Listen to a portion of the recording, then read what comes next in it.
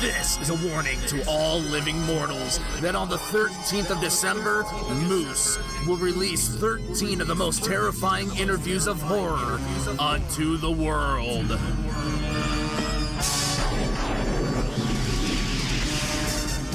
That's right, 13 brand new episodes in the month of December, leading up to our season premiere. And until then, Horror Hounds, mash on.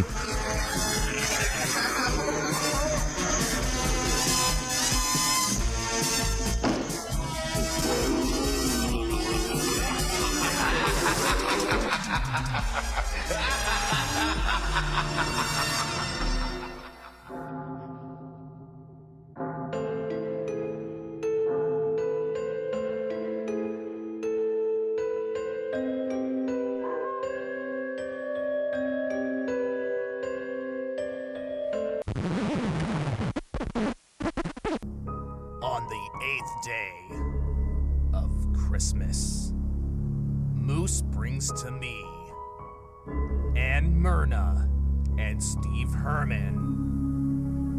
It came from somewhere. Welcome, Horror Hounds, to another installment of Moose's 13 Horror-fying Days of Christmas. I'm your host and gift giver, Moose. Today's gift is a gift from, well, somewhere. And to talk about the movie It Came From Somewhere is Steve Herman and Ms. Ann Myrna. Welcome. Hello. Hello. So, Thanks for having us. oh, thank you. So, just right off the bat, where did this come from? Like, obviously somewhere. But where did the idea for this come from? One night, I was just relaxing and I was watching an episode of Mystery Science Theater 3000. And they happened to have on Teenagers from Outer Space. And I was watching that going, wouldn't it be different and cool to make a movie in this style? Cheesy, over the top, bad acting, the worst. Kind of in the style of Ed Wood. Which, ironically enough, they had Bride of the Monster. I had watched that previously. And then it just kicked in my head, you know what, let's do it. Let's do something unique, because I don't think there's anything like that out in the indie world at that time. I said, let's go for it. So I asked the cast of Trepidity and my extended family if they wanted to do it, and they were all on board. He's like, yeah, let's do this. And you nailed it. I mean, without going into too much, because people need to check it out. Having watched it, it really hits every one of those boxes, and it was phenomenal. I mean, Ann will tell you, as soon as I watch it, I'm blowing her messenger up like, this is great. Well, then, like you said, it kind of is what everybody loves and what everybody hates about sci-fi creature feature B films from the 50s. Yeah, as I say, it is like a quintessential B film. I mean, it's cheesy, it's over the top, but it has a good story. It has duality. It has, I mean, it really is that mixed bag, but in a good way. And it's, as long as, like, at the end of the day, it's not one of those, like, you go out and you're like, I'm making a serious film, and that's what you walk away with, and you're like, oh. But it seems like you knew exactly what you were shooting for, and you nailed it. Well, thank you. Thank you. Thank you. Yeah, because you see, sometimes people try to make those movies, and they'll shoot it digital, and you can clearly see it's digital, and they just don't make it black and white. I wanted to give it that extra touch where you got the film grain, the film damage and scratches that go across the screen to really give it that authentic look. And the wires. Don't forget the wires. Yeah, yes, and the wires. Yep. So, yeah, we had a lot of handmade props in the film, which, again, is kind of part of the charm and very intentional. Oh, yeah. The interior of the spaceship is fun. When we have exterior views of the spaceship, there's up in the air view, and then there's a different prop that we used for when it had crash landed. We had a unique way of making it look smoky, at least the bigger one, and which I won't go into as well, give away all our secrets. But we tried to make it so that the practical effects carried the film, and we didn't have to rely on CGI or any modern tricks in terms of the atmosphere that we were creating.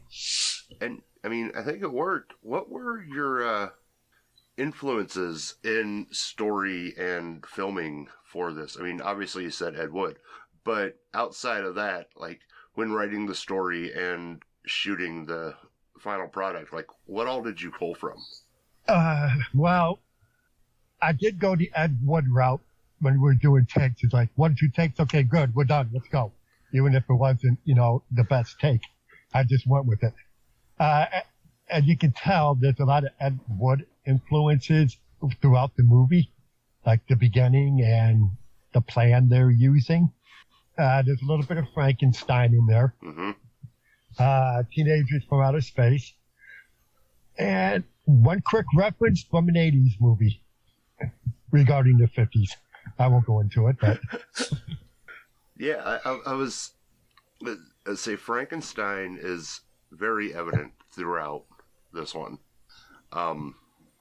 and I think listeners, when you watch it, it should be pretty easy to pick up on. Yeah, writing it was really hard because I would have to catch myself going, okay, wait a minute. This is too damn good. I got to tone it back. Okay, so it's about these aliens that crash land in Middle America, and a creature escapes, and they have to find the creature, and that's all well and good. But what's interesting is the overarching story is, who's the monster? The aliens or the creature? And I think that's a cooler story. Right, because we did kind of have like a gun-happy alien. Yeah, you can tell it's like, you from the Midwest? But yeah, one of the aliens is very shoot first, ask questions later type. Absolutely. They don't give a damn. No. Like it. I think the way everything was shot was just on point. One of the things I really like is you don't see the creature in question in its entirety for a good while into the film. Yeah. And that's, in my mind, that's really great because it leaves a lot to the imagination. It's very, takes you super far back to the old black and white movies where, they weren't working with a lot, so they just give you just that little to play with. I didn't want to reveal it right away because I think that would have taken some of the suspense out of it. That's why I kind of left it to like the middle of the movie where you finally get to see him. Yeah, when it's finally revealed, it's the payoff's worth it. I'm not going to oversell it. It's a B-movie monster, but in the realm of the movie, the payoff is fantastic. And what all you were? What'd you say? Assistant AD or AD? I was producer and AD, right. So, and I played the role of Dolores. That's right. Which did you have more fun doing, acting or behind the scenes stuff? Yeah, it's a hard question to answer. It was a blast to act like that. I do theater work, so it's kind of like, you got to put on your theater chops and go really big, whereas on camera, normally you're taught to go, quite small. But I wasn't in that many scenes, so I had a blast while I was filming, but there were a lot more scenes that I wasn't in, and I could just watch, and we were laughing so hard behind the camera. There was one point in particular where Steve was laughing so hard, he was crying. He had to take a pillow from a couch and cover his face so that the actors facing him couldn't see how hysterical he was laughing at their performance. And it was just it was a quick scene, but it was like the deadpan delivery of the alien character combined with the over-the-top emotional reaction of one of the actresses. Just, it was incredible. Well, and as I mentioned, I really want the blooper reel from this. Because listening to the breakdown of alien gender and relationships, to deliver that in deadpan like they do, there's no possible way to have done that without somebody busting a gut. To this day, I don't think he actually got it right. I think he might have improvised some of those words. Oh, he did for real. Yeah, he was struggling with because there's like a whole vocabulary of words that the aliens use that the humans are not used to. So, and they were complicated words. They weren't just simple things, but they were similar in a way. So yeah, he got a little tangled up with it and just kept talking. He took a deep breath and just kind of kept talking, and the actresses just went with it. There is a moment where you can see that he pauses and tries to think of what it's supposed to be. Well, it's like I'm watching this scene, and as the words are coming out of his mouth, you can feel like this belly laugh just forming and growing. And by the time he gets done explaining like the glip glorps and the everything else, I am just on the floor, just like you said, almost in tears. Just, oh my God, this is amazing. And he's just super, just like talking, just like we're talking, like it's just standard. I mean, why would it be funny? This is how we talk. And it's like, oh my God. And one of the other scenes where we laughed a lot behind the scenes was the interior of the spaceship as it's starting to crash. Again, because they had to be like so serious about it. I mean, their spaceship was crashing, and we had all these hokey props, and we didn't really, work out any choreography with them ahead of time. We just said, use them to try to get control of your ship, and we thought we'd see what happens. It was so funny. Well, let's say it was about that time during that scene when I'm watching, I'm like, all right, I know what I'm in for, and it's going to be a fun ride. And it was start to finish. I mean, you have an overly comfortable town with Makeout Point.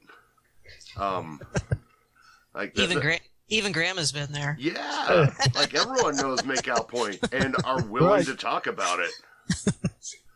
But yeah, the mood's right, everything's right. What were some of the biggest hurdles in production? Writing, I would have to say, was one. Because as a writer myself, you get your frame of mind. It's like, okay, this is what it's got to be to make it a really good story. And I kind of had to like wash that out of my mind, throw that away, and just like, but this is the first time I've ever written anything, so I had to go from there. I don't know if there's any real challenges that I know of. I mean, I just basically told the actresses and actors, overact, be bad. That's all. And I took it on cue. I mean, before we started filming, we watched Teenagers from Outer Space to give them an idea of what we were going for. And they caught on. Yeah, I would say just in terms of preparing for production, we had a large cast, so just getting everybody's schedules kind of worked out was a little bit of a challenge. And we were able to find an Airbnb where we did the filming that was not remodeled, which was exactly what we wanted. So we didn't have to do much set dressing for the interior house scenes at all. And the nearby town where we filmed the scenes that were like in the woods, super cooperative, easygoing with us. We had a theatrical screening near there, in the only movie theater near that area where we filmed. just this past weekend, and the mayor of the town where we filmed came to see the movie. You know, I mean, it was just cool, and he wanted to take a picture to put up on the wall at the city council room and stuff like that. So just such a great like down home area to work in. It was wonderful. So you guys filmed out near Peoria, didn't you? That like general. Yeah, this one was filmed kind of in between Champaign and Bloomington Normal, Illinois. So kind of in between those two college towns. The previous film, Trepidity, was filmed in the Peoria area. Did you go with mostly like local actors and actresses, or did you have people like fly in for the roles? Well, it's hard to fly in because there are no big airports near there. But Right. So people drove in. We had the creature, Randall Cole, is from Pennsylvania. One of the aliens, Beth Metcalf, is from Ohio. A couple of us from the Chicago area. A couple of people from Peoria. And one from Iowa. Oh, that's right. One from Iowa. Wow. It was all over. Mm-hmm. They came from everywhere. Yes. To come from somewhere. Somewhere. Yeah, they definitely came from somewhere. They came from everywhere to come from somewhere. So you said you had a screening. What was the what was the audience reaction like? Like, how did the crowd take it? It was great. I mean, we did use extras and, you know, as background people. We had some 1950s classic cars in an exterior scene. Unfortunately, it rained that morning. So, I mean, in terms of challenges, for exterior scenes, weather is always a challenge. And people with classic cars don't bring them out when it's raining. I did not know this until after the fact. And we just had a couple of cars there, and we were expecting like 15, which is fine. We made do. We kind of held for rain, did some interior scenes. There was it's called Knights of Pythias Hall, that had like a big dance floor. And again, like not remodeled or anything, you know, beautiful, detailed ceilings and stuff. Really, really nice dance floor. And he basically unlocked the door first thing in the morning and said, "Call me when you're done. Just close the door behind you. I'll come back and, you know, lock up when I get a chance," kind of thing.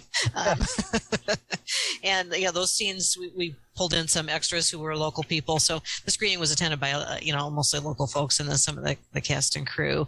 And it's funny because particularly at the beginning, I think you don't know if you should be laughing during the film or if it's serious, because my brother had the same reaction. He doesn't pay that much attention to film stuff I do, but he watched this one twice, and he's like, first thing he asked me is, was I supposed to laugh? And I said, well, of course. You know, like, I mean, it's not a comedy, but it is comical by today's standards. It's cringy by design.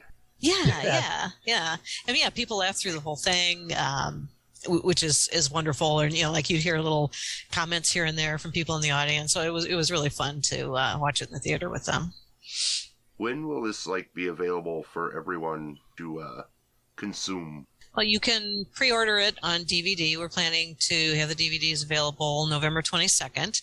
And you can pre-order it on our Indiegogo campaign, which you can reach by just keying in itcamefromsomewhere.com. And that'll take you right to that page. And then once we actually hit that release date, we'll also have it available on the Acrostar Films website for ordering, which is acrostarfilms.com.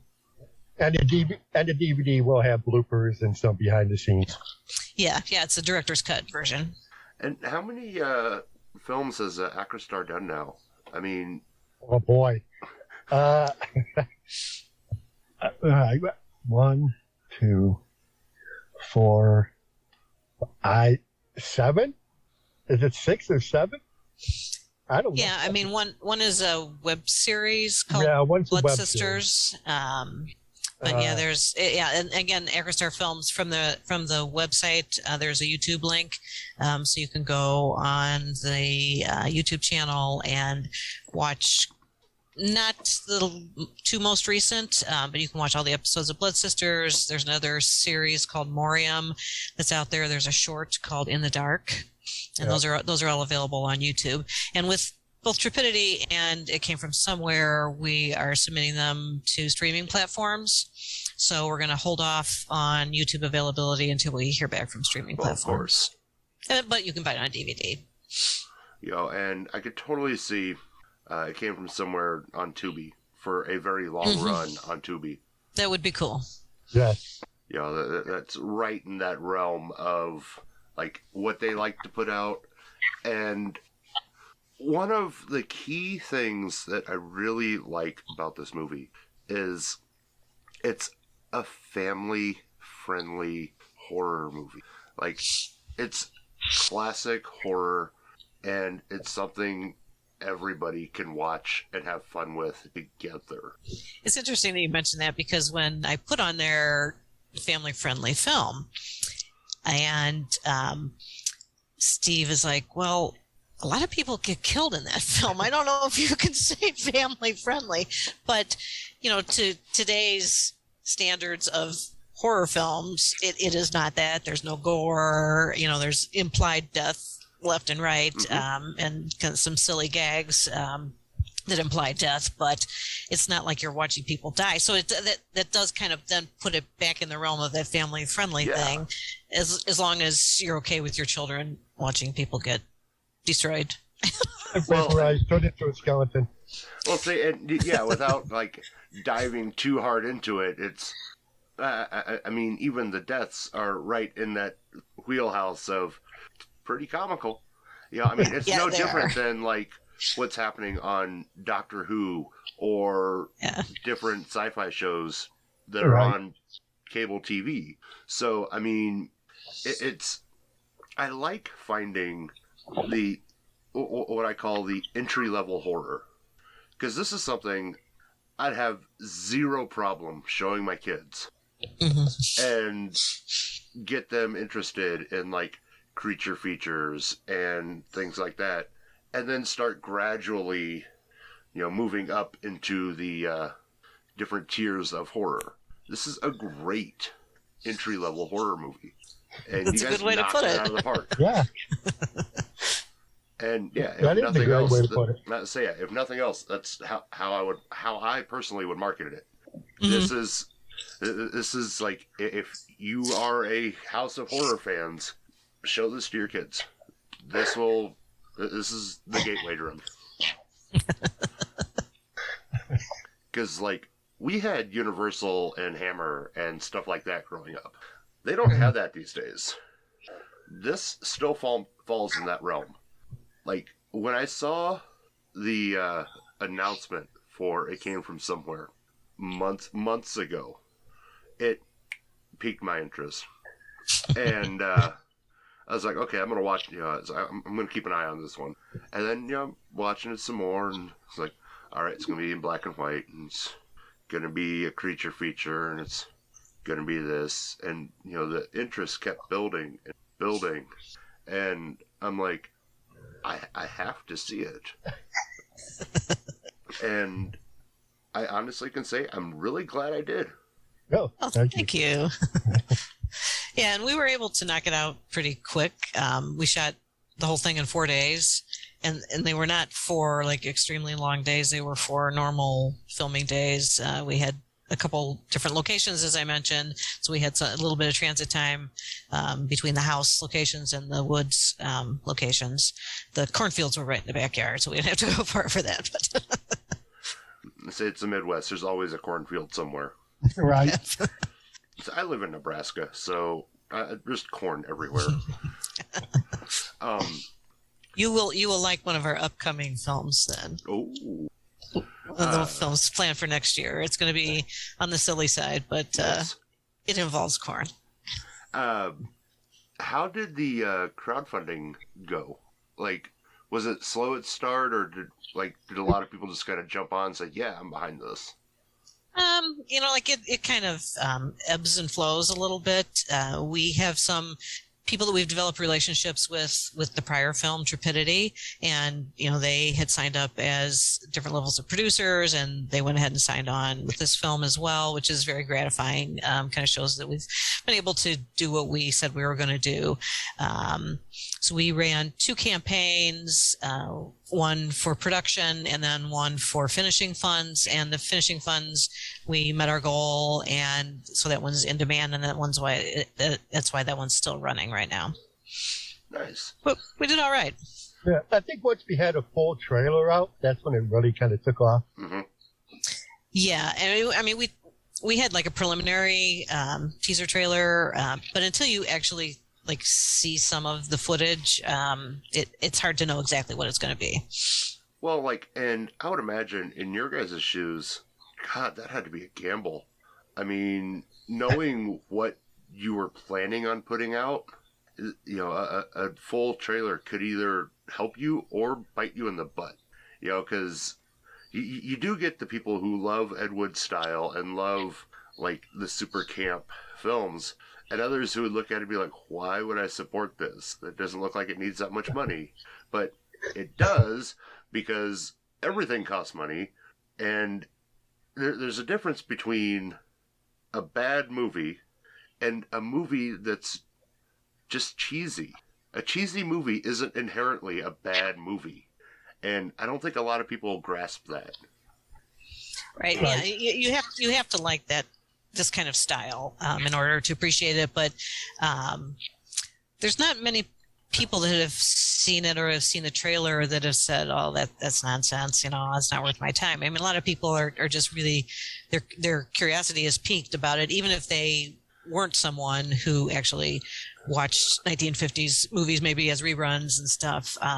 So it's had a really broad appeal, which is nice.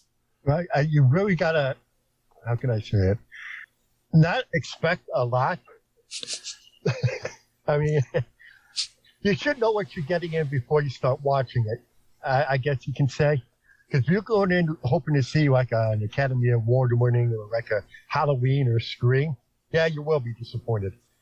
Well, the way I've explained this to people is, if you are a fan growing up of the late night creature feature, you know, of like Elvira or Svengoolie or, you know, any of the horror hosts, this is right up your alley.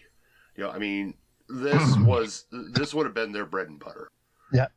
You know, so yeah, it takes me back to being a kid. You know, and watching those horror hosts on like Friday, Saturday night, and you know, early Sunday morning, depending on when the time slot hit. You know, it's like, yeah, this is great. You know, which was the intro to horror. So it threw me back full circle, and there will always be that little bit of nostalgia with it, but it's good nostalgia, and you guys captured it magically. Thank you. While I have you, and you've mentioned it a couple times, why don't you briefly talk about Trepidity, and we'll push that one as well. Trepidity is based off a short story that I wrote. It's about a group of girls who go hang out and party in a barn. And what they do is they conjure up a demon because they think it's urban legend. And apparently it's not. And what it does, the demon will take over the body, kill somebody, and then jump to another body. They don't know what body it's in until it actually kills somebody. And it just jumps from body to body. And they're stuck in the barn with nowhere to go. That made filming a little easier. Yep, one location. one location and lots of blood. Yeah. And this one's a slasher. And that's another one that you're trying to get on a streaming service as well, right? Right. Yeah. It's a little shorter. It runs about 40 minutes. Let's say I definitely need to see that one, because it's another one of those. I was following the growth of it on Facebook, and then it came from somewhere, caught my interest harder, and I'm like, I'm going with that one.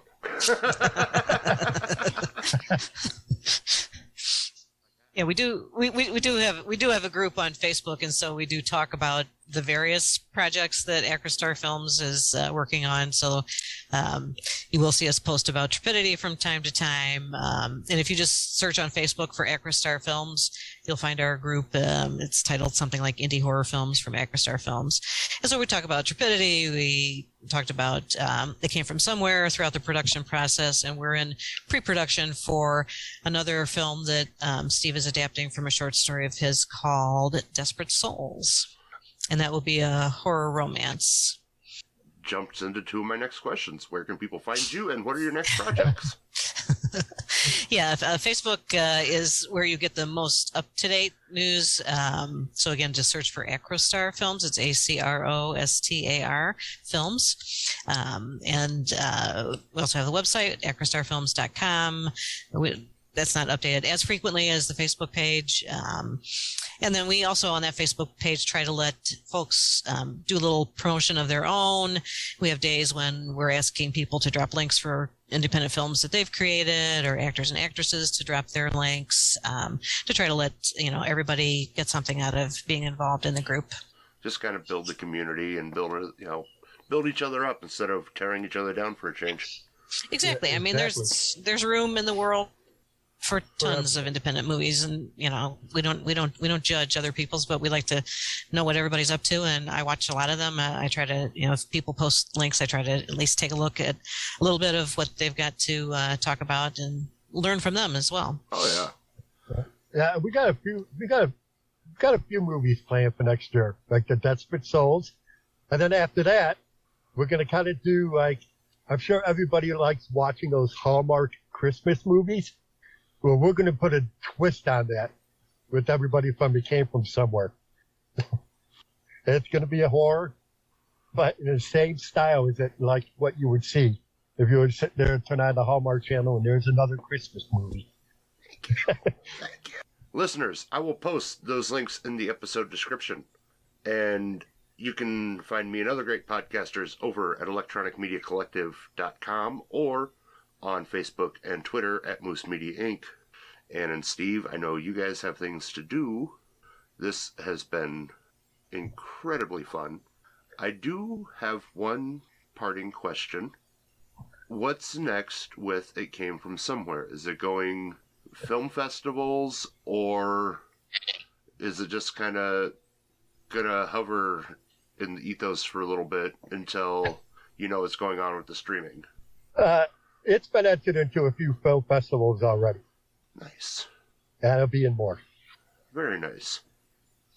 And we'll do the streaming as well. Oh, yeah. Right. So, listeners, be sure to watch for It Came From Somewhere. It's worth your time. Trust me. Thank you both for coming on today. Well, thanks so much for having us. Yes, thank you, Paul. Have a happy holidays, and until next time, Horror Hounds, mash on.